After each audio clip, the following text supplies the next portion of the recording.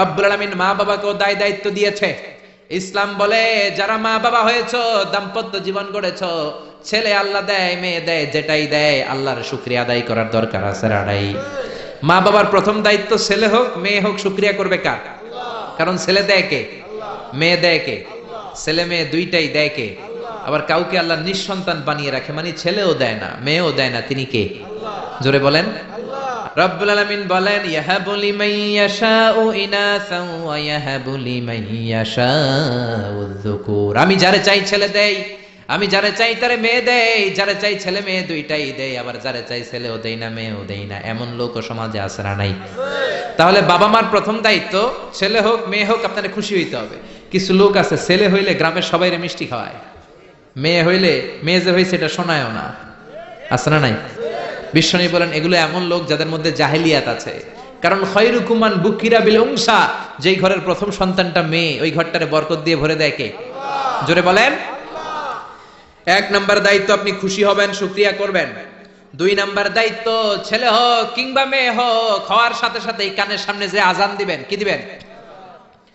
আল্লাহু আকবার, আল্লাহু আকবার, আল্লাহু আকবার, আল্লাহু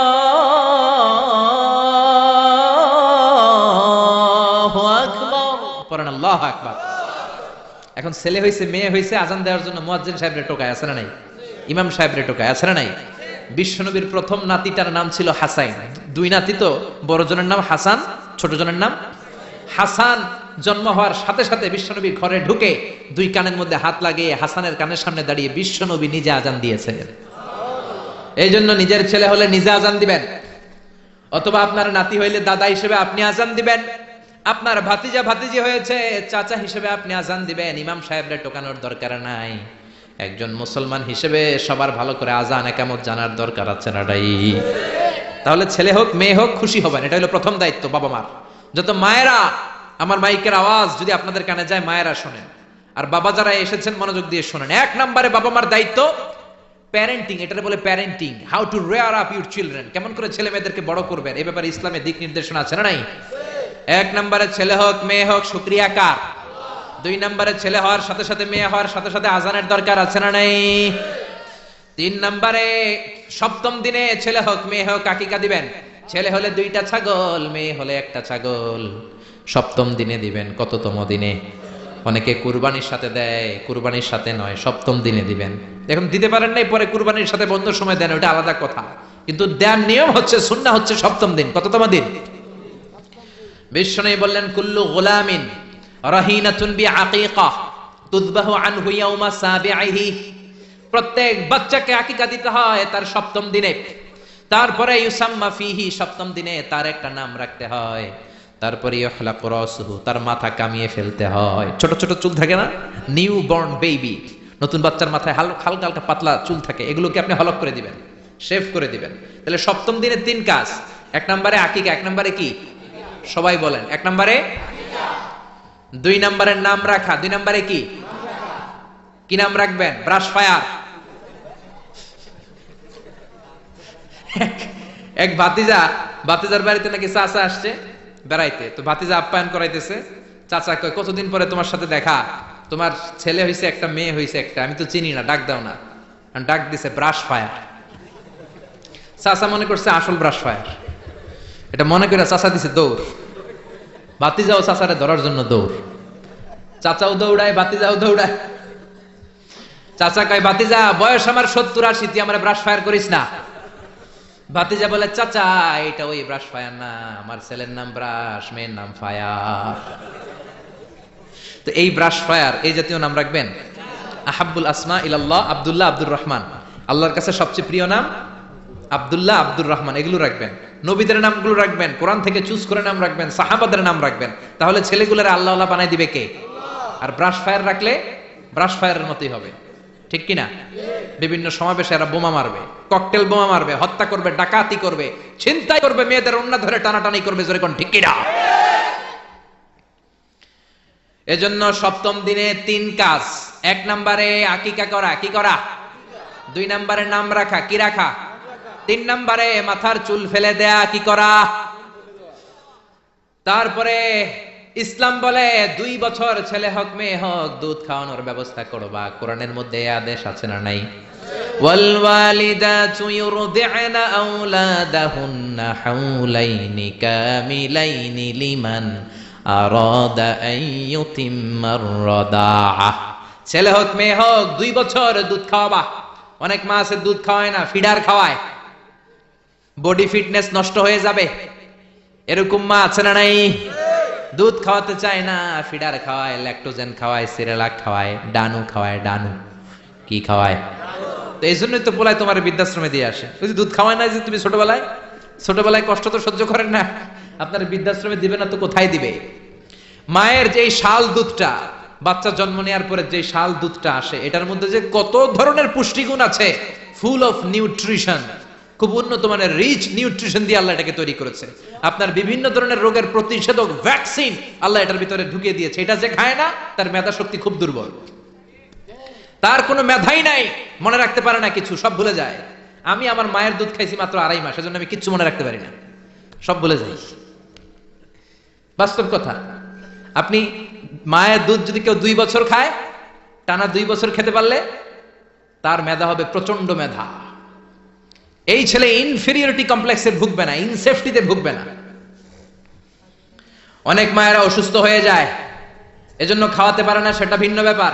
আমিও খেতে পারিনি অসুস্থ হওয়ার কারণে, কিন্তু ছেলে অসুস্থ, মেয়ে অসুস্থ, মা অসুস্থ, 2 বছর আপনি দুধ খাওয়াবেন, ঠিক কিনা? যদি দুধ না খাওয়ান তাহলে ছেলে মেয়ের হক নষ্ট করলেন। অনেক মা খাওয়াতে চায় না, আছে না নাই? যারা বলেন আছে না নাই? কিন্তু অসুস্থতার কারণে যদি কেউ না খাওয়ায় সেটা ভিন্ন ব্যাপার। এজন্য প্রথম দায়িত্ব হলো শুকরিয়া করবেন আল্লাহর, ছেলে হোক মেয়ে হোক। এরপরে জন্ম নিলে আজান দিবেন, জন্মের 7ম দিনে আকিকা দিবেন, সুন্দর একটা নাম রাখবেন, মাথার চুল ফেলে দিবেন, তারপর 2 বছর দুধ খাওয়াবেন। এরপর ছেলে যখন আব্বু আব্বু বলে, আম্মু আম্মু বলে, হাঁটতে শিখে একটু বড় হয়েছে, সবার আগে ছেলেরে শিখাবেন কোরআন। কি শিখাবেন? সবার আগে কোরআন, পরে অন্য জ্ঞান। Teach your children the Holi Quran, the Holi Quran will teach your children everything. আপনি আপনার ছেলেরে কোরআন শিখান, কোরআন আপনার ছেলেরে গোটা বিশ্বটা শিখাই দিবে। সুবহানাল্লাহ কইতে মন চায় না? এজন্য একটু বড় হলেই ছেলে মেয়েরে কি শিখাবেন? আপনি ছেলে মেয়েরে সব কিছু শিখাইলেন, কোরআনটাই শিখান নাই, তার মানে আপনি কিছুই শিখান নাই, ঠিক কি না? এরপরে ছেলে মেয়েদেরকে সময় দিবেন, তাদেরকে নিয়ে ঘুরতে যাবেন, ভালোবাসবেন। বিশ্বনবী হাসান আর হুসাইনকে আদর করতে লাগলেন। হাসানকে কোলে নেয়, হুসাইন ওঠে, আবার হুসাইনকে নিলে হাসান নামে। বিশ্বনবীর সামনে দাঁড়িয়ে রইল আকরা ইবনে হাবেস আত-তামিমি নামে সাহাবী। বিশ্বনবীর নানা নাতির এই আদর ভালোবাসা দেখে আকরা বলে, ও নবী, আমাকে আল্লাহ 10টা সন্তান দিয়েছে, একটা সন্তানকেও কোনোদিন আমি চুমা দেই নাই। বিশ্বনবী বললেন, বলো কি? মানলা ইয়ারহাম লা ইউরহাম। যে কারোর উপর দয়া দেখায় না, আল্লাহও তার উপর দয়া দেখায় না। যে কাউরে ভালোবাসে না, আল্লাহও তার ভালোবাসে না। যে ছোটদের আদর করে না, সে আল্লাহর দয়া পায় না। চিল্লা এখন ঠিক কি না? এজন্য ছেলে মেয়েদেরকে সময় দিবেন। আধুনিক কিছু ফ্যামিলিতে যেই সমস্যা, বাবা মা 2জন চাকরি করে, বাবাও সকালে বের হয়ে যায়, মাও বের হয়ে যায়। যখন বের হয় তখন ছেলে মেয়ে ঘুমায়, আবার রাতে যখন ফিরে তখনও ঘুমায়। শুক্রবার ছাড়া ছেলে আর বাবার সাথে দেখাই হয় না। তো ছেলে মেয়ে মানুষ হয় কাজের মেয়ের কাছে। কার কাছে? কাজের মেয়ের কাছে। যদি আপনার ছেলে মেয়ে মানুষ হয়, এই ছেলে মেয়েগুলো কাজের মেয়ের চরিত্র নিয়ে বড় হবে, কাজের মেয়ের আচরণ নিয়েই বড় হবে। আপনার আচরণ, আপনার মধ্যে যে ভাব গাম্ভীর্য, ভদ্রতা, সুন্দর কথা বলার স্টাইল, এগুলো আপনার ছেলে মেয়েরা শিখবে না। চিৎকার করে বলেন ঠিক কিনা? এরপর ইসলাম বলে, ছেলের বয়স যখন 7 হয়, ছেলে মেয়ে যখন 7 বছরে পৌঁছে, নামাজের আদেশ দেওয়ার দরকার আছে না নাই? মুরু সিবিয়ানাকুম বিসসালাতি ওয়া হুম 7 সিনিন।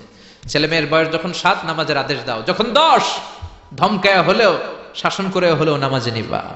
অনেকে আদরের ছেলে ফজরের সময় ডাকতে পারে না। হুজুর, অনেক আদরের ছেলে তো ফজরের সময় ডাকি না, ঘুমায় আছে, ছেলেটার ঘুম ভাঙবে। আমার ছেলে 10টায় ওঠে, 11টায় ওঠে, আদরের ছেলে। তো সকালবেলা যদি ঘরে আগুন লাগে তখন কি করবেন? ঘরে যদি ভূমিকম্প হয় কি করবেন? তখন ডাকবেন না? তো দুনিয়ার আগুন থেকে বাঁচানোর জন্য যদি ছেলেরা ডাকেন, জাহান্নামের আগুন থেকে বাঁচানোর জন্য আপনার কলিজার টুকরাটারে নামাজের জন্য ডাকার দরকার আছে না নাই? এরপরে বিশ্বনবী বললেন, ইযা বালাগাল আওলাদু 10 সিনিন ফাররিকু বাইনাহুম ফিল মাদাজি'। জরুরি মাসালা জেনে নেন, কান দুইটা খরগোশের মতো খাড়া করেন। বিশ্বনবী বললেন, ছেলে কিংবা মেয়ে বয়স যখন 10 হয়, বিছানা আলাদা করে দাও। ছেলে মেয়ের বয়স 10 হয়ে গেলে বাবা মেয়ের সাথে এক খাটে ঘুমাতে পারবে না। ছেলে মেয়েদের বয়স যখন 10 হয়ে যায়, মেয়ে বাবার সাথে ঘুমাতে পারবে না, ছেলের সাথে মা ঘুমাবে না, ভাই আর বোন এক বিছানায় শোবে না, ঠিক কি না? দুই ভাই এদের বিছানাও যদি আলাদা করে দেয়া যায় সেটাও ভালো। এগুলো আমরা অনেক ফ্যামিলিতে মেনটেন করি না, এজন্য ঝামেলা আছে না নাই? আবার বিশ্বনবী বললেন আল্লিমু আওলাদাকুম আস-সিবাহা ওয়ার রিমায়া ওয়া রুকুবাল খাইল, ছেলে মেয়েদেরকে সাঁতার শিখাও, তীর মারা শিখাও, ঘোড়ায় চলা শিখাও। সাঁতার শিখাতে বলেছে বিশ্বনবী, সুবহানাল্লাহ। ছেলেরে হাঁটা শিখায় বাবা, আব্বু হাঁটো হাঁটো হাঁটো, তুমি হাঁটো, তুমি আমার আব্বু হাঁটো। তো জমিনে হাঁটা শিখালেন, পোলা যদি পানিতে পড়ে তখন হাঁটাহাঁটি যাবে কই? পানিতে হাঁটা যায়? পানিতে কি করতে হয়? সাঁতার। তো এটা শিখাইতে হবে না? বিশ্বনবী বললেন আল্লিমু আওলাদাকুম আস-সিবাহা, ছেলে মেয়েদেরকে সাঁতার শিখাও। 2 নম্বরে বললেন আর রিমায়া, রিমায়া মানে তীরন্দাজ বাহিনী বানাও, তীর মারো। ইমাম মাহদি আসলে জিহাদের ময়দানে শরীক হওয়ার দরকার আছে না নাই? তো এখন তো তীর মারামারি নেই, কি শিখাবেন? আত্মরক্ষার কৌশল শিখাবেন। কেমন করে প্রতিকূল পরিবেশে বেঁচে থাকতে হয়, সমাজের এই সংগ্রামে কেমন করে টিকে থাকতে হয়। ছেলে মেয়েরে কখনো ননির পুতুল করে গড়ে তুলবেন না, কষ্ট সহিষ্ণু করে গড়ে তুলবেন। আপনি বেঁচে থাকতেই একটু কষ্ট করে করে শিখান, তাহলে তার ক্যারিয়ারটারে ব্রাইট করে দিবে কে? 3 নম্বরে বললেন রুকুবাল খাইল, কেমন করে ঘোড়ায় চড়তে হয় শিখাও। এখন তো ঘোড়া নাই, কেমন করে গাড়িতে চড়তে হয় শিখাইবেন, ঠিক কিনা? কেমন করে সাইকেল চালাতে হয় শিখাবেন, হুন্ডা চালাতে হয় শিখাবেন। ছেলে মেয়েদের যা শিখানো দরকার শিখাই দিবেন, তাহলে ফ্যামিলিতে বরকত দিবে কে? এরপরে বিশ্বনবী বললেন আর নিকাহ, ছেলে কিংবা মেয়ে প্রাপ্তবয়স্ক হলে বাবা মার দায়িত্ব বিয়ে দেয়া। কি দেয়া? কিন্তু মেয়ের বয়স হয়ে গেছে 25, ছেলের বয়স 30, বিয়ে হয় না, আছে না নাই? ছেলেরা যদি জিজ্ঞেস করি বিয়ে করস না কেন, কয় হুজুর নিজের পায়ে দাঁড়াইলই। তাহলে এতদিন কার পায়ে দাঁড়াইছো? আপনার ছেলে আপনার মেয়ে প্রাপ্তবয়স্ক হওয়ার পরে যৌবনের সময়ে যদি কোনো পাপ করে, অন্যায় করে, সময় মতো বিয়ে না দেওয়ার কারণে, তাদের পাপের কারণে ওই পাপের পার্সেন্টেজ গুনাহ আপনার আমল নামাতেও আছে না নাই? জোরে বলেন, জোরে বলেন। ছেলে মেয়েগুলো এখন চরিত্রহীন আর চরিত্রহীনা হয়ে যাচ্ছে এই পর্নোগ্রাফির ছোবলে, ইউটিউব আর ইন্টারনেটের ছোবলে। ওপেন অ্যাক্সেস একটা শব্দ লিখে ক্লিক করতে দেরি, নেকেড ফিল্মগুলো আসতে দেরি হয় না, চিল্লা এখন ঠিক কি না? এজন্য সময় মতো বিয়ে দিয়ে দেন। উপযুক্ত মেয়ে থাকলে বিয়ের ব্যবস্থা করেন, প্রাপ্ত বয়স্ক ছেলে হলে বিয়ের ব্যবস্থা করেন। সময় মতো বিয়ে করায় দিলে সমাজের অপরাধগুলো কমে যাবে, ঠিক কিনা? সর্বশেষ মাতা পিতার প্রতি যে দায়িত্ব আল্লাহ দিয়েছেন সেটা হচ্ছে আল মিরাস। কোরআনের দেয়া পদ্ধতি অনুযায়ী সম্পদ বন্টন করতে হবে। কার আইন? চিৎকার করে বলবেন, আইনটা কার? এজন্য রব্বুল আলামিন বলেন ইউসিকুমুল্লাহু ফি আওলাদিকুম লিযযাকারি মিসলু হাযযিল উনসায়াইন। আল্লাহ বললেন দুনিয়ার সব বাবাদের জন্য স্পেশাল ভাবে আমি ওয়াজ করে দিলাম, ছেলের সম্পদের যতটুকু দিবা মেয়েরে দিবা অর্ধেক। কার আইন? ছেলেরে 10 লাখ দিলে মেয়েরে কয় লাখ? ছেলেরে 20 কানি জমি দিলে